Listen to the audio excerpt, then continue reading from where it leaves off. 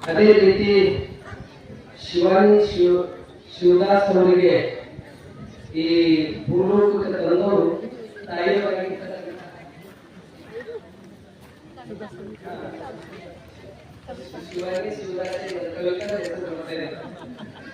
ಕವಿತಾ ಶಿವದಾಸ್ ಸ್ವಾಮಿ ಅವರಿಗೆ ಪರಮ ಪೂಜ್ಯರು ಆಶೀರ್ವದಿಸ್ತಾ ಇದ್ದಾರೆ. ಅವರು ಕೂಡ ಆಶೀರ್ವಾದವನ್ನು ಪಡ್ಕೊಳ್ತಾ ಇದ್ದಾರೆ. ಸುಮಾರಿ ಶಿವಾನಿಗಳ ತಂದೆ ತಾಯಿಗಳು ಕೂಡ ವೇದಿಕೆ ಮೇಲೆ ಆಶೀರ್ವಾಗಿದ್ದಾರೆ. ಅವರಿಗೂ ಕೂಡ ಪೂಜ್ಯರಿಂದ ಈಗ ಆಶೀರ್ವಾದ ಕುಮಾರಿ ಶಿವಾನಿಗಳ ತಂದೆ ತಾಯಿ